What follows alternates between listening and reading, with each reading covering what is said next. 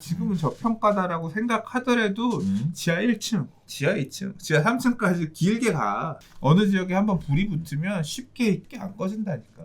이 변곡점 갈 때까지 시간이 걸려.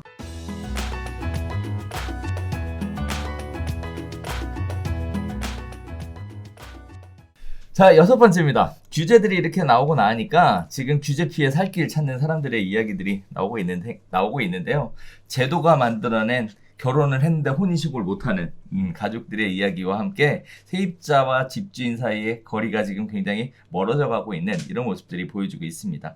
자, 특히 두 가지 측면에서 볼 텐데요. 일단 하나는 법인사업자 관련된 부분이고요. 두 번째는 무주택자나 1주택자 관련된 두 가지 측면에서 좀 보도록 하겠습니다.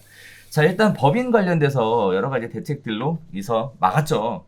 네, 그런데 25일 경기도 안산, 충청북도 청주, 인천 송도 인근의 부동산 업계에 따르면 6.17 대책으로 큰 타격을 입게 될 것으로 예상되면서 대거 매물을 내놓을 것으로 전망이 되었던 법인 투자자들이 예상외로 시장에 급매물을 내놓지 않고 있다고 합니다. 그래서 왜 그런가 봤더니 자, 일단 첫 번째는요. 가장 큰 충격을 줬던 종합부동산세 강화에 대해서 일단 지켜보자. 쉽지 않을 것이다. 이런 얘기들이 나오고 있다고 합니다.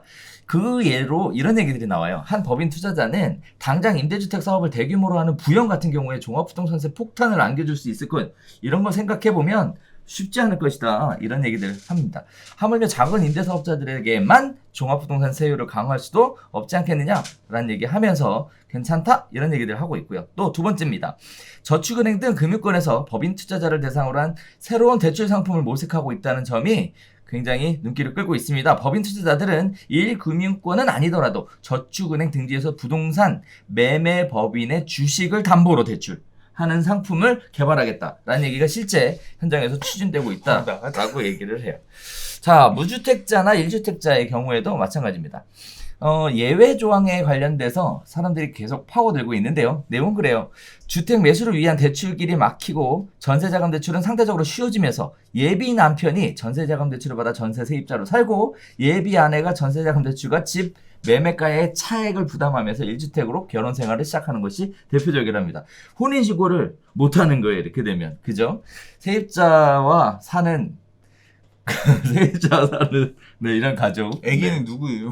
애는 어떻게 낳아? 몰라. 낳지 말란 얘기지 지금. 네. 그러니까 애는 나면 그냥 엄마 저거에다 호적에 올리는 거야? 몰라 그건 묻지 마. 그건 마음 아파 지금.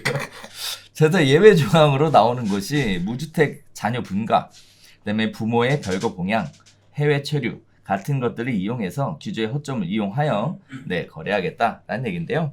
어떻게 보면 이익이 보이니까 모든 가용할 수 있는 모든 수단을 동원해서 사람들이 움직이려고 하는 모습과 생각들이 보이는 부분이기도 하면서 개인 한편으로는 이거 보면 참 시장하고 정부하고 이렇게 머리싸움하는 기싸움하는 이런 모습들로도 비춰지는 모습들이 있는데요. 이렇게 생각하시는 분들한테 조언. 아니 지금 법인 같은 경우는 완전 필드에 저거잖아. 네. 최첨단, 그러니까 항상 칼을 가장 창 끝을 날카롭게 가르면서 찔러대는 분들이거든요. 나보다 훨씬 전문가지. 내가 조언할 게 뭐가 있어? 지금 봐요. 이거 일단 제가 얘기했던 것과 때깔이 다르잖아. 제가 얘기했을 때는 이게 전년도 법인세라고 이게 법인세라고 하는 게 그러니까 종합부동산세라고 하는 게 세부담 상한이 있어서 올해 얼마 냈으면 내년에 늘어나는 한도가 있으니까 범위내 내에서 늘어나니까 앞으로 한 2, 3년간은 버틸만 할 것이다. 당장은 막 다 던지지 않고 어차피 풍선 효과가 좀 더 이어진다고 하면 조금 10% 세율을 더 내더라도 상황을 봐가면서 양도할 거다. 그래서 급격히 물건이 던져지기보다는 시차를 둬가면서 물건들이 나올 가능성. 저는 이 정도 얘기했잖아요. 근데 이분들 말씀 봐요.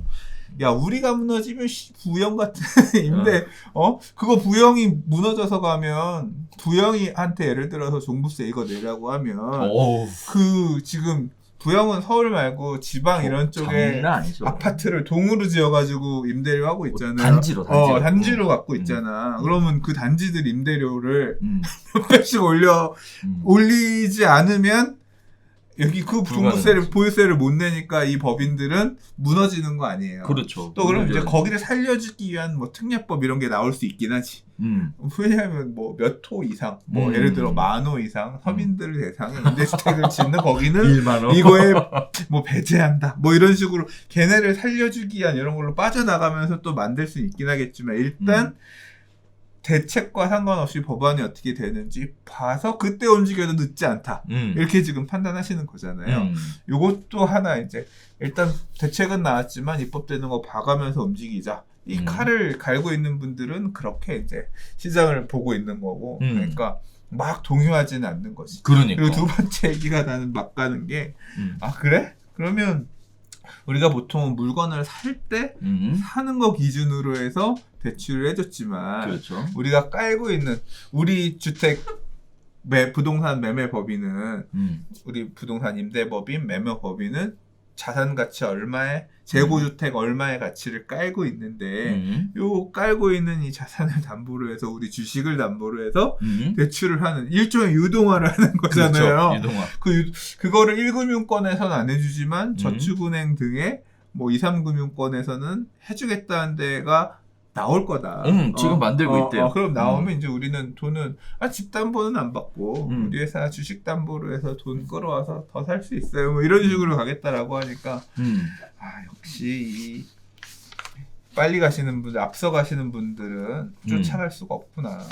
그래서 의외로 시장에 급매물이 나오고 있지 않다라는 내용들이 신빙성을 얻는 얘기인 것 그러니까 같아요. 제가 앞서서 얘기했던 부분까지도 같이 맞물려서 보면 시장을 일단 보기는 본다는 거죠. 이분들도 급매가 막 엄청 튀어나오면서 급락할 거다라고. 왜냐하면 이 부동산 흐름은 계속 이런 거 하시는 분들이 계속 봐왔던 분들이 하시는 거잖아요. 그렇죠. 이게 바닥을 꺾으면 야 지금은 저평가다라고 생각하더라도 지하 1층, 지하 2층, 지하 3층까지 길게 가. 다시 불이 붙으면 어느 지역에 한번 불이 붙으면 쉽게 이렇게 물 뿌린다고 해서 쉽게 안 꺼진다니까. 이게 어느 정도 이 변곡점 갈 때까지 시간이 걸려. 지금 이제 주로 이제 이런 법인들이 서울보다는 이런 지방에 이제 그런 쪽에 가서 많이 하고 있기 때문에 지금 좀 더 큰 안목으로 시장의 흐름을 보고 계시다는 거죠. 그럼 반면에 무주택자나 1주택자는 어때요? 지금 이렇게 되면은 진짜 혼인신고는 어떻게 할 거예요? 근데 이거는 갑자기 요번에 기사가 나오면서 그렇죠? 이게 어떻게 보면 먹기 좋은 음식처럼 딱 마카롱처럼 딱 만들어져가지고 떠먹어달라고 기사가 자극적으로 사례가 나왔잖아. 근데 이런 방식은 지금 이 방식에 대한 얘기는 벌써 작년 재작년에도 있던 얘기예요. 신혼부부가 결혼 안 하고 일단 전세자금 대출로 전세대금의 80%까지 대출받아서 깔고 그 사람이 세입자가 되고 그렇죠. 임대인이 그 갭을 딛고 들어가서 주담대로 갭 투자를 해서 들어가서 해서 최대한 대출 많이 임대인, 임차인의 입장에서 같이 살면서 그렇게 해서 가는 꿀팁이다. 뭐 이렇게 해서 얘기가 있었던 건데 많이 있었지. 별별사 우리 할 때도 많이 얘기 나왔었지. 네. 뭐 하는 짓입니까 이게. 그리고 너무 대출이 많잖아. 그러니까 자기 자금이 너무 부족한 상태에서 이게 이름만 제가 별별수다 초기에 그런 얘기 했잖아요. 옛날에는 나도 사실 그렇게 시작하긴 했어. 뭐 현관문 그다음에 안방 그다음에 화장실 하나 정도까지는 저희 거고요. 나머지는 은행 거예요. 근데 이제 집값이 많이 올라줘서 이제는 뭐 이제 거실에 주방까지는 우리 거, 방 2개 정도는 이제 은행 거예요. 뭐 이제 이런 얘기했잖아요. 지금 이제 집값이 더 올라서 그 비중이 더 줄었지. 그리고 대출도 이제 상환하고 있으니까. 저 이번 주에 거실 가져옵니까 그래서? 그게 아니라 이번 주에 저 대출 네. 또 상환했어요. 아 그래요? 제가 올해 내년에 계속 목표가 대출금 상환이라고 그랬잖아요. 사실 사용할 상가 이런 거 하나 살까 싶어서 고민하다가 아니야 그냥 대출 상환하자 해서 했는데 이번 주에 가서 대출 금리 높은 거 상환하고 왔거든요. 계속 대출 이렇게 상환하면서 내 집을 키우고 있지. 근데 사실 그렇게 그게 맞죠. 그러니까 자기 자금이 없는 상태에서는 이렇게 대출을 좀 많이 껴서 움직이면서라도 내 집 마련 가는 게 맞지. 맞고 잘 하고 계세요. 예, 너무 무리한 이게 그러니까 이렇게 뭐 1주택을 그런 식으로 가는 거 할 수 있는 범위 내에서 어느 정도까지는 되는데 막 다주택을 그렇게 영혼까지 끌어들이면서 막 가면서 가는 거는 그러니까 이 결국은 이렇게 전세자금 대출 그 다음에 그 차익 금액 뭐 또 다른 신용대출 그러니까 차익 금액은 신용대출로 메꿔갖고 오고 그다음 나머지 전세자 그래서 실제 거의 풀레버리지 이런 식으로 가시는 분들의 경우에도 이제 이게 상황 가능한 범위 내 가격 출렁임이 있을 수도 있거든요. 그러니까 부동산 가격이 빠질 수도 있거든요. 근데 그런 경우에 내가 대출로 이걸 다 빚을 내서 들어왔는데 내가 5억에 샀는데 집값이 4억 8천, 4억 7천 이렇게 빠지면 우리가 깔고 있는 대출이 더 커지는 거예요. 멘붕이 옵니다. 그런 상황 오면 내가 왜 현타 옵니다. 내가 왜 이 짓을 해가면서 대출로 이렇게 가냐.